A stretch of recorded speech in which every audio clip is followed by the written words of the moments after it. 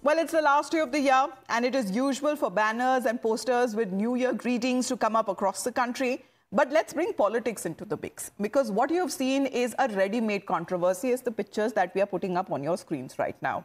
That is what happened when the BJP Minority Morcha leader Shamshi Azad put up hoardings at the BJP office and at the UP Assembly with New Year greetings. Now, that is something which is normal.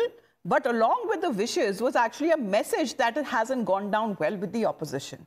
Now, the posters say bulldozers bring peace, among other things, and carry also an image of the Chief Minister Yogi Adityanath. So what exactly is this message that the BJP leader is trying to send across? Let's listen in.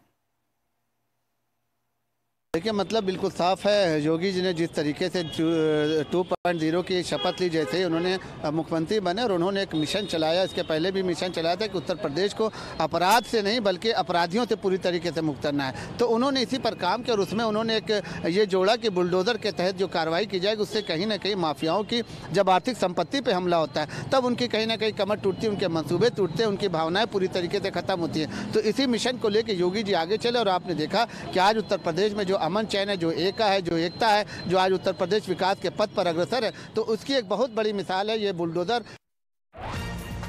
Now, even when it comes to reactions that have been coming over these banners that have raised the opposition's hackles with bulldozer action by Yogi Adityanath government has been a political hot potato.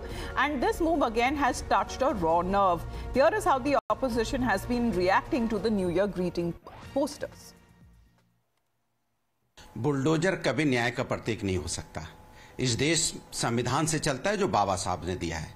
अच्छा होता बाबा साहब की बात करते, साहब का सम्मान अगर भारतीय जनता पार्टी करे तो ज्यादा अच्छा होगा। बुलडोजर कभी न्याय का प्रतीक नहीं हो सकता। देश में न्याय संविधान और न्यायपालिका से ही मिलता है। वही तो कह रहा हूं, देश में कभी भी बुलडोजर न्याय का प्रतीक नहीं हो सकता। वो कभी भी इस देश के अंदर में कि आप कहोगे कि न्यायपालिका की जगह बुलडोजर होगा, ऐसा नहीं होता है। इस देश के अंदर में संविधान से देश चलता है और न्यायपालिका से न्याय मिलता है। Well, let's talk